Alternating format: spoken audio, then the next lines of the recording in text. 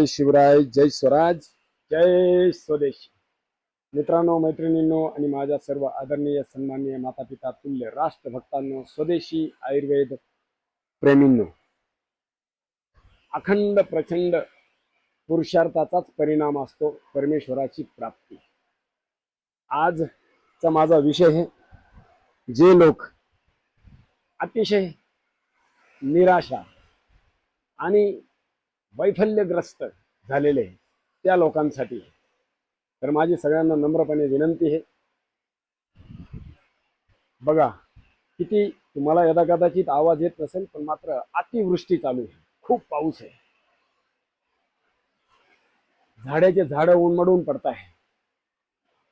अशा वेळेसही आपला अटूट विश्वास आणि अखंड प्रचंड पुरुषार्थ हा निरंतर असला पाहिजे. तर बघा, त्यात आज मी तुम्हाला काळ्या हळदीचाही प्रयोग सांगणार आहे, तोही व्यवस्थित समजून घ्या. बघा, अखंड प्रचंड पुरुषार्थ.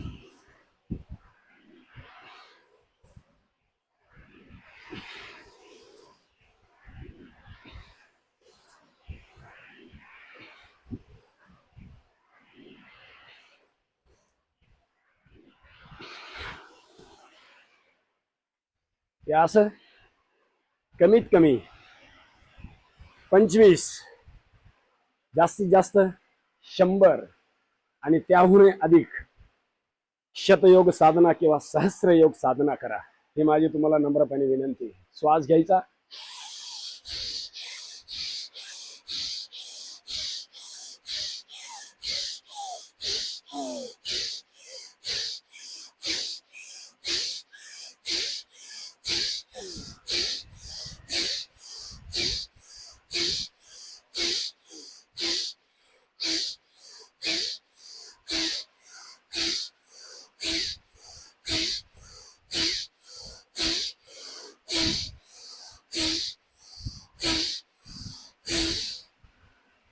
असा पूर्ण हिमतीने, पूर्ण शक्तीने, पूर्ण भक्तीने, पूर्ण विश्वासाने श्वास भरायचा. पुरुषार्थ गुणानाम शून्यानाम प्रति प्रसव कैवल्यम, हेयम दुःखम अनागतम, हेयम दुःखम अनागतम.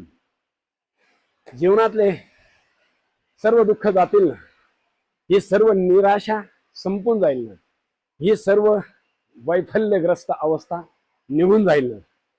काय होतंय, ती जात नाहीये. म्हणून आज तुम्ही बघताय संपूर्ण देशात आणि विश्वामध्ये अशांत आहे, अशांतता पसरलेली आहे.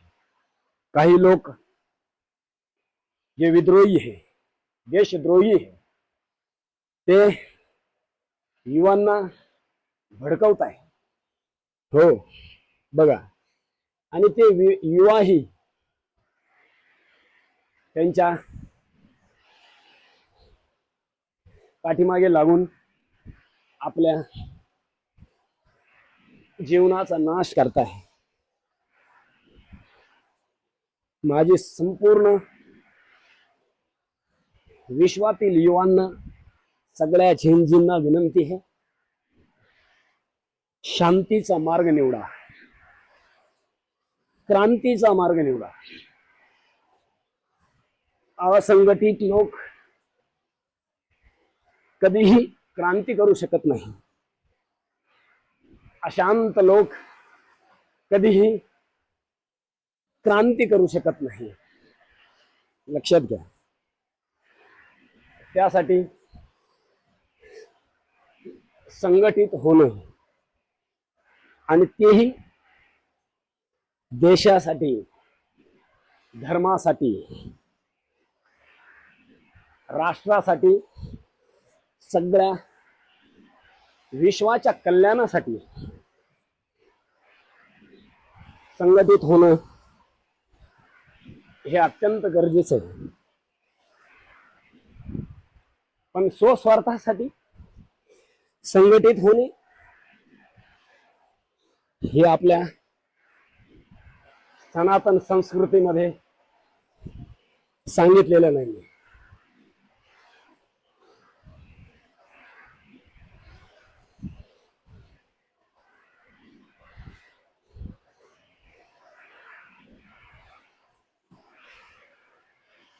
असे हनुमान दंड करा. पुन्हा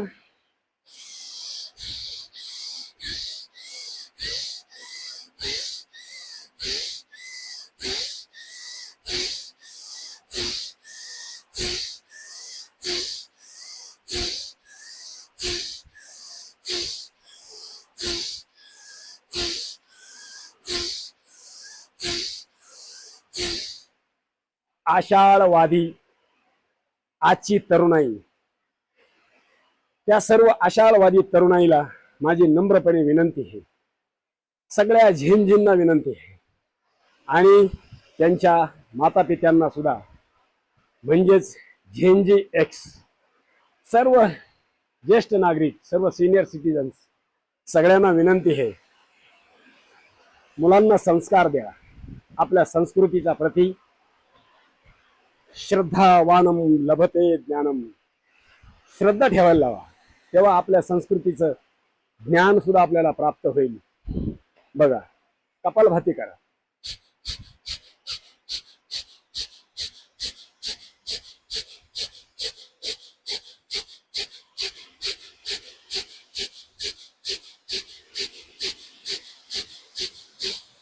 हान नेशा क्लेश वदुत्तम, हान नेशा क्लेश वदुत्तम. सगळ्या विकारांचं हनन होईल आणि एक अशी समृद्धी प्रदान होईल ना,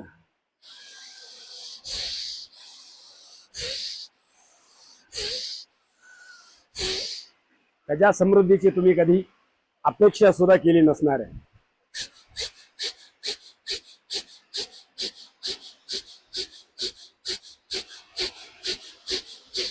आजकालचा युवा, आजकालची युवती आणि बरेचसे ज्येष्ठ नागरिक सुद्धा, किंवा तुम्ही आम्ही सुद्धा एक आभासी दुनियेमध्ये जगतोय. आजची सोशल मीडिया ही आभासी दुनिया झालेली आहे. आपण तासून तास तिच्या पाठीमागे लागून तिच्यामध्ये वेळ बर्बाद करतोय. पण स्वतःसाठी, या स्वतंत्रासाठी, हे स्वतंत्र आहे, हे तंत्र जेव्हा संघटित होऊन एकत्र येऊन काम करतं, त्यावेळेस आपल्याला 100% आरोग्य प्राप्त होत असतं.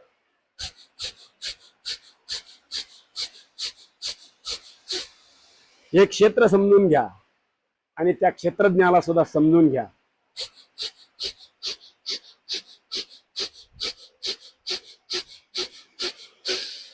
आभासी दुनियेच्या मागे लागू नका. थोडं शांत व्हा, थोडं चिंतन करा, मंथन करा. आपल्या सत्य सनातन संस्कृतीमध्ये 4 पुरुषार्थ सांगितलेले आहे. धर्म, अर्थ, काम, मोक्षानाम मूलमुत्तमम. हो, मग त्याचं जप करा. मग जप करताना वाचिक जप करा, मानसिक जप करा, जपा अजप करा, उपांशुक जप करा. हो, धर्म, अर्थ, काम, मोक्ष. आणि अजून 4 गोष्टी सांगितलेल्या आहेत. स्थान, प्रसाद, भिक्षुक, वासनिक, सगळ्यांच्या प्रती श्रद्धा ठेवा. बघा काय होईल ते. हे काही जमलं नाही तर 3रा दंड करा. बघा,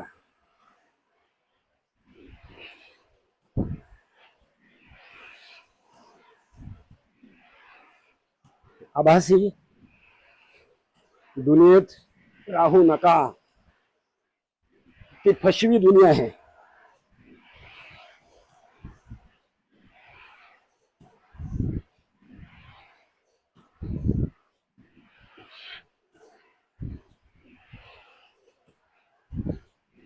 कितीही संकट येऊ द्या, कितीही विपरीत परिस्थिती उत्पन्न होऊ द्या, पण आपला पुरुषार्थ सोडायचा नाही.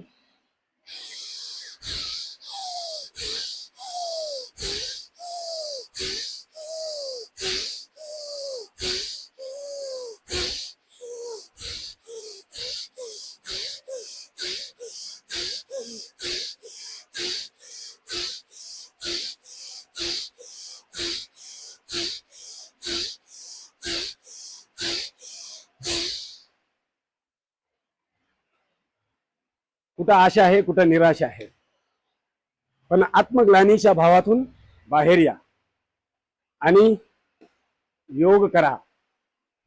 हीच माझी तुम्हाला सगळ्यांना विनंती आहे. आणि जे खूपच हे देशातील बेकार बेरोजगार जे युवा आहे त्यांना माझी विनंती आहे, फक्त सरकारच्या भरोश्यावर राहू नका हो. स्वतः पुरुषार्थ करा.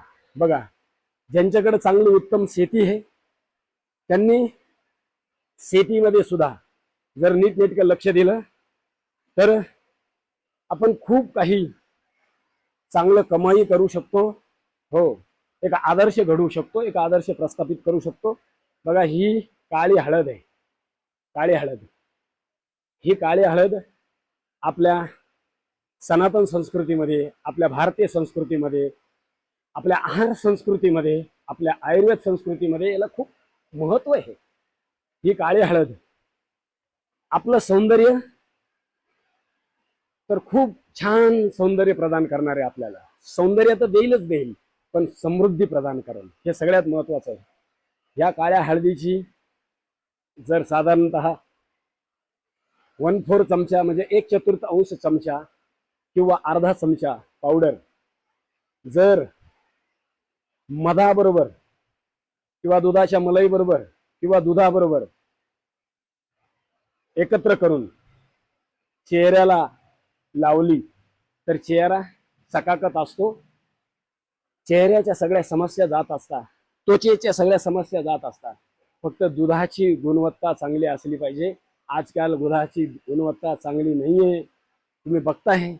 सरकार त्याच्यावरती काम करत आहे. सगळीकडे भेसळ आहे, भेसळच भेसळ. ती थांबली पाहिजे ना. पण माझी शेतकऱ्यांना विनंती आहे, ही काळी हळद तुम्ही तुमच्या शेतात लावा. हो, ह्या काळ्या हळदीचा आज बाजारामध्ये जवळजवळ 500 रुपयापासून तर 2000 रुपये किलो पर्यंत हिचा बाजार भाव चालू आहे. करोडपती व्हाल ना. हो, उगाच कोणाच्या तरी नादाला लागून कुठेतरी आपलं काहीतरी जीवनाचा नाश का करताय. आपल्या ऋषी मुनींनी, साधू संतांनी करोडो वर्षापासून कितीतरी हळदीचे प्रकार आपल्याला सांगितलेले आहे. जसं त्याच्यातलं एक कस्तुरी हळद आहे, ही बी अतिशय सुगंधित असते म्हणून तिचं नावच कस्तुरी आहे. हो, आणि जशी ही काळी हळद आहे, ही कडू आहे आणि तीक्ष्ण आहे, तिखट खूप आहे आणि कडू आहे, म्हणून हिला आहारामध्ये जास्त प्रयोग केला जात नाही. हिचा औषधांमध्ये जास्त प्रयोग केला जातो. ही दुसरी माझ्या हातात तुम्ही जी बघताय, ही आपली पिवळी हळद आहे. पिवळी हळद तुम्हाला सगळ्यांना माहिती आहे. पिवळी हळद आपल्या प्रत्येक जेवणामध्ये आपल्या घरातल्या मावल्या हिचा उपयोग करत असतात आणि आपल्या सगळ्यांना आरोग्य प्रदान होत असतं, मिळत असतं. कस्तुरी हळद सुद्धा तशीच आहे.